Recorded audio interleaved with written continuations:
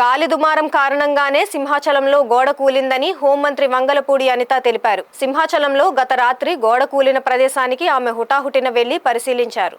ఈ సందర్భంగా హోంమంత్రి మీడియాతో మాట్లాడుతూ అర్ధరాత్రి 2 గంటల సమయంలో భారీ వర్షం, గాలి దుమారం వచ్చాయని చెప్పారు. వర్షం నీరు గోడ కింద భాగంలో చేరడం వల్ల గోడ కూలినట్టు ప్రాథమిక విచారణలో తేలిందన్నారు. గోడ కూలిన ప్రమాదంలో 3 మహిళలు, 4 పురుషులతో సహా మొత్తం 7 మరణించారని చెప్పారు. ప్రమాదం జరిగిన వెంటనే ఎస్డీఆర్ఎఫ్, పోలీసు బృందాలతో పాటు వాలంటీర్లుగా సేవలందిస్తున్న వారు కూడా వెళ్లి సహాయక చర్యల్లో పాల్గొన్నారని తెలిపారు. ఈ ప్రమాదంలో గాయపడిన వారికి మెరుగైన వైద్య సేవలు అందిస్తున్నామన్నారు. ఈ దుర్ఘటనపై ప్రభుత్వం సీరియస్ గా ఉందన్నారు. గోడ కట్టిన తీరు, కాంట్రాక్టర్ వివరాలు, నాణ్యతపై మొదలైన అంశాలపై లోతుగా విచారణ చేస్తామని అన్నారు. బాధ్యులపై కఠినంగా చర్యలు తీసుకుంటామని చెప్పారు.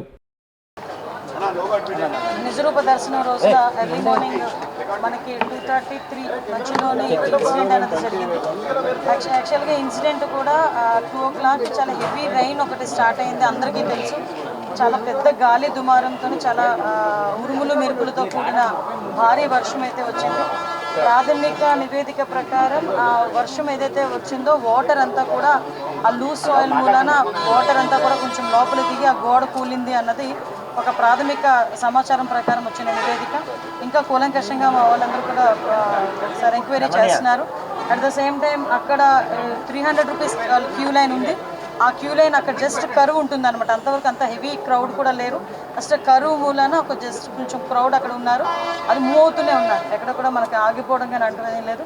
చాలా అన్ఫార్చునేట్ థింగ్, ఆ గోడ పడిపోవడం వలన సుమారుగా 7 ప్రాణాలు కోల్పోవడం జరిగింది.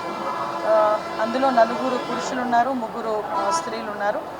ఇంకా మిగతా రెస్క్యూ ఆపరేషన్స్ కూడా జరుగుతున్నాయి. సంఘటన జరిగినది అని తెలిసిన వెంటనే ఇమీడియట్గా ఎస్డీఆర్ఎఫ్ బృందాలు, ఫైర్ డిపార్ట్మెంట్, పోలీస్ డిపార్ట్మెంట్, అదేవిధంగా ఇక్కడ పనిచేస్తున్న వాలంటీర్స్ చిన్నపిల్లలైనా వాళ్ళకి చేతులెత్తి దండం పెట్టాలి.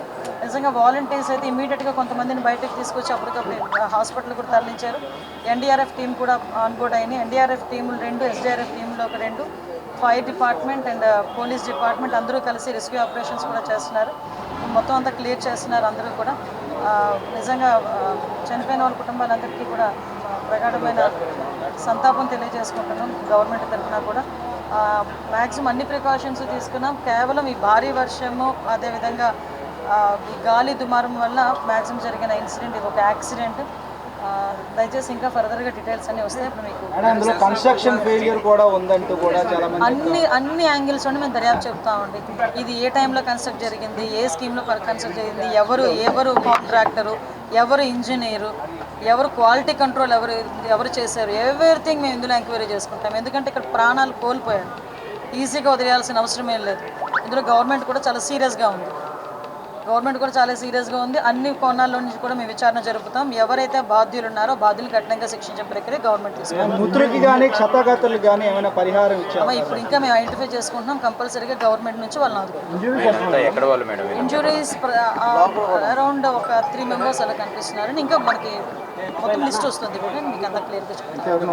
ఎవరు లేరండి, ఇంకెవరు లేరు.